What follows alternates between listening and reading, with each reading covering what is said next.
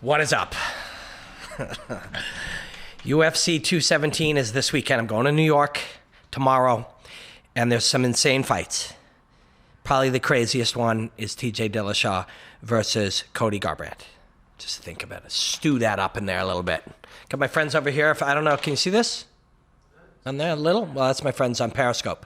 We like to do this live too. These are my friends. Man, I'm crazy jazzed about this fight. And this one pushes us to the limit here.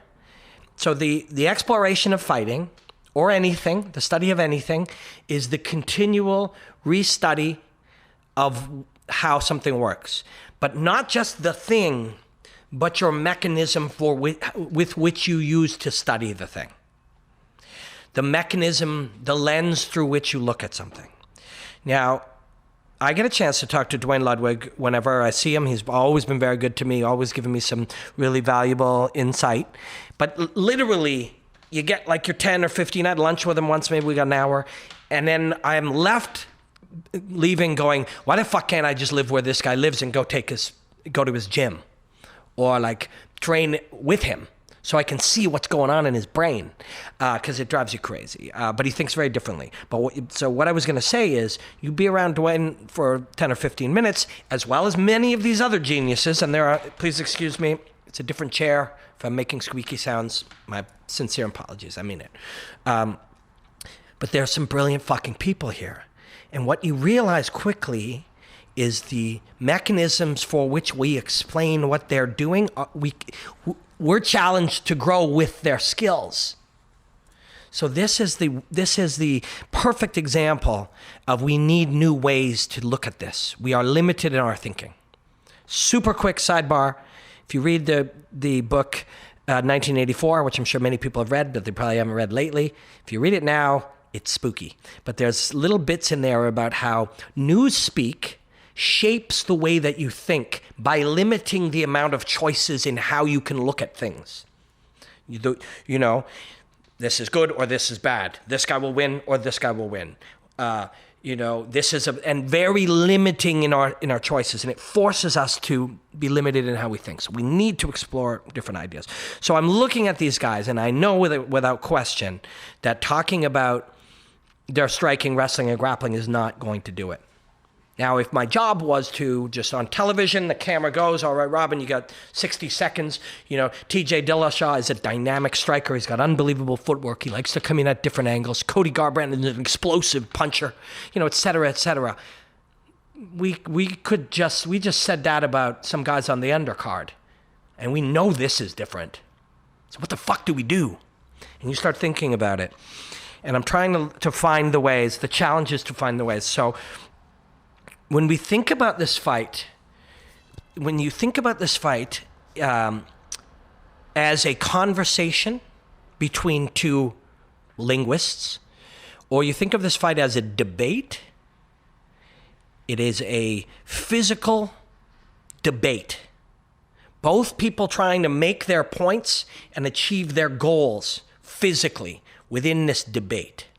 And so once you start thinking of it like that, and you start thinking of words and ideas as the expressions of their fighting, it starts to kind of make sense a little bit.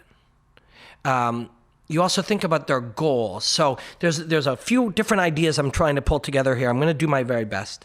But the very first one is, if you think of the movement of the time that elapses between this thing and this thing, or I move over here or whatever, you look at the little bits of time and you thin slice the time up into many things. And the easiest way to think of it is like frames. So the frames of a video game, or the frames of film or movie, or, when you take your phone and you shoot something and it gives you, Mark, you edit things on your phone sometimes? Or on there, and you see these little things. I'm calling that a frame. Is that accurate? Yeah, little keyframes, okay? If you look at the goal of TJ Dillashaw, it is to be a few frames ahead of you, okay? If you think of it in that terms. And because as these two will exchange punches and kicks and movement and slips and feints and so forth. It'll be done in such high speeds, and this is true of Demetrius as well. They're done at such high speeds. If you can keep up with them, the game becomes about trying to have you be a frame behind, so that as I punch, you slip. As I step and kick, you check. If we can get you a frame behind so you can't shift, say that check requires a shift in weight first to get that leg up. If I can get you a frame behind or a few frames behind, you can't make that shift, okay? So that's one of the goals of the game of TJ Dillashaw. And I'm going to use one more illustration. And a lot of high-level jiu-jitsu guys who start to strike absolutely positively are some of the best at seeing it this way. My friend Angelo Reyes, one of my coaches, I like to train boxing and kickboxing and karate with him when I go to Vegas. He trains Frank Mir, and he talks about how Frank really quickly started looking at striking the same way as jiu-jitsu. Now, again, the broad strokes are, if he tries to Kimura me and I straighten my arm, he will use a straight armbar. So those are the big ways we can see it. But within each of those choices, there are little frames, you imagine. Little moments. So it isn't at the high level, Frank against Minotauro. Yes, he caught that broke his arm, was able to catch him in that sit-out sequence that he anticipated that Nogueira would use. But against a top guy, it isn't just like, I'll threaten this and he'll give me this. It's, I need to achieve, say, pushing him to the side. So I'll move my knee ever so slightly underneath his shoulder to slightly elevate him. His answer will be to try and get that out. That little battle of frame. If I can get that, I can then crowd this. If I can crowd that, I'll move into this thing. Oh, he stopped me. So it isn't one thing to the next thing. It's a little thing to a little thing to a little thing to a little thing until you achieve the one thing. Oh shit, we go back, etc. And I know that I'm, this sounds very odd, but that's what's happening. Is we're making tiny little incremental, like the frames of editing a video, of movement to improve positions and improve advantages. So for TJ in particular, if you think of the perfect shot, is him against Barao, and you can just TJ Barao GIF, you'll probably find it. He moves up, and Barao ends up doing something, and TJ's literally here, and Barao is here, and TJ blasts him. Right? That's the broad strokes. That's the trying for a Kimura and ending up with an armbar. I did this and boom, I got a full-on freebie. But he's not going to do that against Garbrandt, and he couldn't do that against Cruz. And this is not a criticism. These are geniuses, all of them, the lot of them. So he needs to, instead of, cool, I ended up here, I ended up a little bit of an advantage, a slight advantage in my positioning. Oh, I lost that. Or I maintained it and was a frame ahead and now upped it to 2 frames ahead and 3 frames ahead. You follow? I've got Periscope over here. Is this making sense? So now we take it into another part. We look at this fight as a debate or an argument. It's an argument. They're like, you're saying something and I'm saying something, and I'm trying to trick you. Okay, so I thought of this, I got my little board, and I thought of this in terms of it, and I have heard this analogy before, maybe it was Dwayne. This has been an analogy that in different ways I've picked up, and probably my interpretation of it is probably different and maybe not as good. I don't know, but I'm going to write something here. Bang went to the purple store. Okay. Bang went to the purple store. You read that? Okay. So let's just say that each of those words are a movement or a choice or a move, a particular move in time. So, and in these guys' case, maybe bang might, that's word number 1, might involve stepping out with my right foot and throwing a left hook. So moving diagonally across you and throwing a left hook. Now against me, TJ would be there, and as I turned back to him, that was bang, the next one was went. Boom, I get hit with went, right? Bam, boom. But against a much better guy, bang, steps over, the step with the hook, The second one went, boom. We know an action is probably coming. 2, maybe another action. The purple head kick store. Okay? So whatever that combination, the reason I love that, I think Dwayne calls it the drive-by, but I may be getting that wrong. I'd love to come and spend some weeks there, but I'm hoping next year that this idea, I want to go out and spend with Matt Hume. Greg Jackson has invited me to come in and shadow him, and I'd really like to with Dwayne. But these are all time and money issues. If there's a sponsor out there that thinks this is an interest, Hayabusa or one of you guys, Fierce Supply are good friends of ours. We're going to be doing some stuff. If somebody sees this as a valuable thing, join up, we'll do it. But at this stage, there are really high level things that are happening, and we, the consumer, the audience, the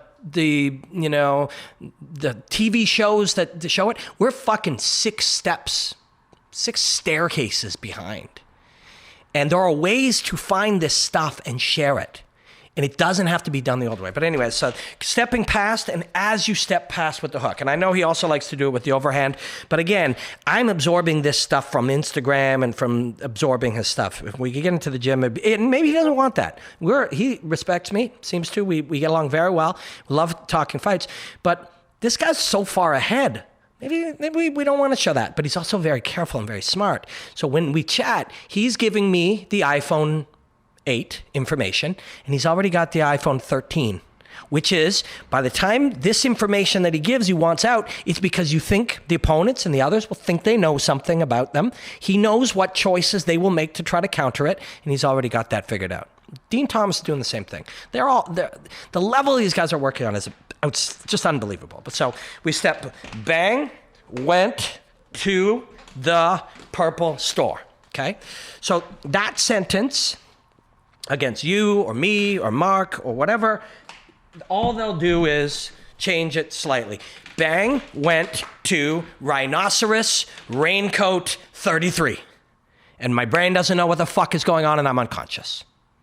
But against the better, and that happened against Barao because the level that they took to was so different at that time that even a genius like Dede Pederneiras and Barao and Aldo and all them, it was so different. The thinking was different. And that's how you accomplish things, is you think differently. It is so easy to be led into the thinking that the way that television gets us to think, and the way that they present sports, and the way that things are advertised to you, and the way CNN is presented, it's all there. It's like 1984. It limits your thinking. You start to think that's the only way to think. Dwayne didn't think that way. He didn't think, well, we'll train our striking, our grappling, and our wrestling.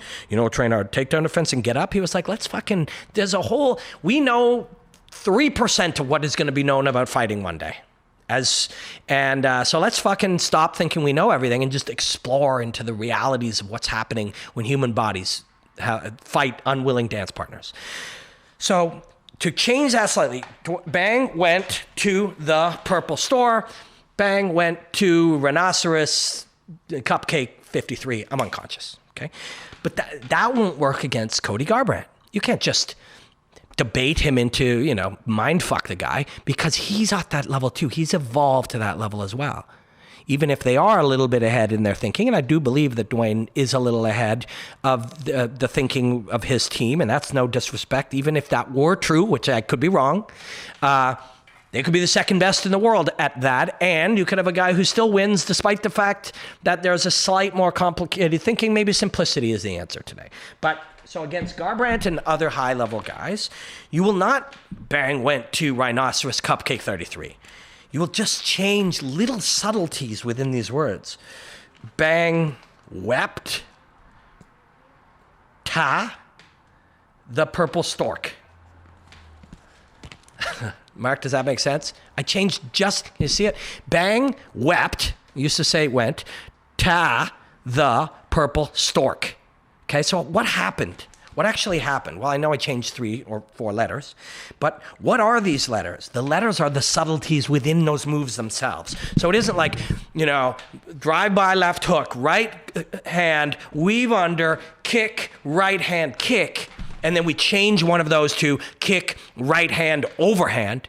We just changed the subtleties. Went and wept If they're both a right, maybe it's a different position of the right, or maybe it's a slight variation on the timing of the right, or maybe it's a held back right, or maybe it's a more commitment right. It is a change of the same technique itself. So instead of 5 different things and we change one of them, they may all stay the same, or we may go bang wept to 57 purple stork and we may change one of them, but then the other ones are changed slightly. If a left hook was this, maybe between went and wept, it's this. Or maybe it changed its angle, or maybe it slightly changed its timing, or maybe it changed its arc. Maybe it's wider instead of shorter. Each of these techniques themselves has many variations. And so you can change the sentence, bang went to the rhinoceros cupcake 33, or you can change the words ever so slightly. Bang wept to the purple stork. Does this make sense? Because I'm not even sure it does. But do you see where I'm going? If the letters are the ingredients and the variations and the subtleties of the action, the words are the action, the sentence is many words or many actions strung together, a combination or a sequence. Then we add more sentences. The paragraph becomes maybe the entire round, or maybe our thinking, or maybe within that paragraph, we start to vary things enough that it becomes confusing, or we make them all the same. All he's got to do to catch me, actually just needs to kick me once, I'm done, but bang went to the purple store, bang went to the purple store, bang went to the purple tennis, and I'm done. He's pattern set me and then changed one thing. But against a higher level guy, against Cody Garbrandt, we will change little subtleties within the word itself. So within the strike. We see a low kick and we go, there's a low kick. It's a nice low kick. It's a hard low kick. It's a fast low kick. It's a beautiful low kick. But fuck, a low kick is not a low kick is not a low kick. There are thousands of variations. Where's the hip? Where's the stance? How did he change how it's expressed? When did you throw it? Why did you throw it? Is it real? There's all of these things. And so those are the subtleties that they are changing within each word of their sentence of their debate. So if you picture that, and you picture trying to write a paragraph that is laying out all of the different sequences that we'll throw. And Dwayne teaches and creates a scenario in which you can also improvise, because you've done it so many times, you start finding and discovering new things within it. If you move your arm this way and this way and this way and this way long enough, eventually you see the diagonals between them. And eventually you see the different, like the knowledge level that these guys are operating on, the self-awareness, the understanding, the complete system. Once upon a time, football didn't have all of these routes and all of these plays where the entire team operates. Those were created. Like people think about football. Okay, we're going to run a 4 defense. We're going to run up the middle, whatever. Someone came up with that. Football didn't exist. They had to create it. They had to design it based on what they could do, what the body could do, what would work, how the other guys were thinking, etc. Fighting's the same way. It's not a punch, a kick, and a low kick, and a stance, and then a whatever. They are creating what is possible, or discovering, or revealing, or remembering what is possible in all of that. All these complex arrows and things that you see when you see a football offensive guy laying out the thing, where'd that come from? Once upon a time, there was no fucking football. Fighting's the same thing. There's always been fighting, but the understanding of it, the analysis of it, the philosophy of it, the self-analysis, the discovery, that's what people like this are doing. And that's what's so amazing about it. And so now I talked a lot about TJ. I'm very obsessed with watching him work, and not just, wow. And I love as much as the next guy. Maybe it's just not as, it's become so natural to me. I don't get as much of a rush off it as I used to, where you can slow a thing down and go, oh, look, he used the left hook here to push him sideways. And as he steps out on this angle, he drops the low kick. Here he'll pivot. And when he sees that guy, he can land that thing. That, to me, there are millions of variables of those. And at any time, we can do that in real time. And it's neat and it's pretty fun. But I've got to the point that I'm like, how the fuck did he do that? Not what did he do? How did he do that? How did they train it? How's his brain working? Why can't other people do that? Why can't I do that? That's what fascinates me. So, and to figure that out, you start to examine systems. And to really go further, I need insight into Dwayne's system. So anyways, hopefully I'll see him this week. I know he's going to be busy, but I'll try to find just the right thing. So that brings me to Cody Garbrandt. Cody is ultra skilled. But picture this a different way. He can say his sentences louder. He can say his sentences faster. He has the delivery of the language. It's not just the words he uses, it's how he delivers them. He can yell. He can interrupt you. So if you're TJ, or this thinking of how you go about it, you're trying to trick him and lay traps and stuff. And Cody's brilliant too. Please don't misunderstand me. But he can also yell over you, so that you don't even get to be able to say your thing. You don't get to debate because he yells you down. Do you know what I mean? That's what he's physically doing. Skills are just as good, but he's pushing them harder. He's getting more out of the machine. You know, he's a little faster. He's a little. So TJ and Dwayne really need to put him. And I mean, again, we say things like that all the time. Well, this guy's the faster guy. This guy's got the strength advantage. We're expressing opinions based on tiny bits of information. Right? So he's got a physical advantage. Could be totally untrue. Or he could be hurt. Or the other guy was hurt last time you saw him. Or really, sometimes we're only looking at 2 or 3 fights.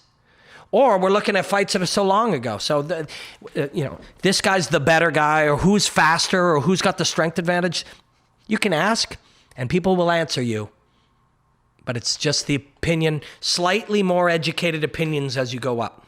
And when you go up far enough, their opinions are the more educated they become, the more they don't even want to express them. Because they know how ridiculous it is. If somebody on television says, who's the faster guy, I'll say Garbrandt. But that's a job. That's television. My job is to do that. Unfortunately, sadly now, I realize that thinking and speaking that way has shaped all our thinking. So on Twitter, who you got? That's because they say that every day on TV. You know? Who's the pound for pound best? Gives a rat's ass. Let's look at what's happening. Anyways, I digress. So Cody has the ability to do all of these things too, but his goal is to yell it, to interrupt you, to speak, to talk you down, to shout you down. So you're trying to make a point, and he shouts you down. Right? Think about that. There's TJ trying to make a point, and this guy just overbears it. That concept for me is a really interesting one. He can speak just as well, physically, expressively. It's just as many words. He got all the best words. Just as many tools to express himself physically in this case, or we're using verbally as an analogy. But he also has the ability to yell louder. He's very much the cliche that people would use would be something about hearts and sleeves, wearing hearts sleeves that have your heart on it or whatever. What it is he's very authentically him. Like when you meet him, you talk to him, you see him out in the world, you see him with a camera on, you see him expressing himself in his own way. He fights like that personality. And that's one of his great strengths. He's authentic. He's got a fiery temper. He makes that work for him. You know, it works. Some people would say that's a bad thing. Bisping said in retrospect, he's better when he controls that a little more. Even though he was winning all his way through with it. He used to think he needed it. But there's something authentic about Garbrandt. There's a little bit of a swagger. It's in the way he literally swaggers when he walks, and he fights that way. You see in moments of conflict, he grabs shit by the throat. That's how he is. And he fights that way. Some people are very different. They express themselves, their personalities come across in different ways. Michael Venom Page, the showiest guy going, the spinning kicks and flying knees and hands down. And he's a quiet, humble, really sweet guy. Those are parts of his personality. Maybe the parts that, for whatever reason in life, he's never been able to express. And so it comes out when he fights. Because that's authentic too. That's authentically him. Whatever you're doing is authentically you. It's you at the moment. But to be your true authentic self is to figure out what you're about and who you are and what you're capable of and how you can express these things. And Cody today, he is what he is. You know, he'll be different in 5 years. He'll think differently. He'll see the world differently. But right now, he's a fiery, emotional, short-tempered, and fairly, you know, he wants things, and that's how he fights. But again, when I talk about these things, I have the really good fortune to have a crowd of people that watch our YouTube channel and watch Periscope and are along for this ride.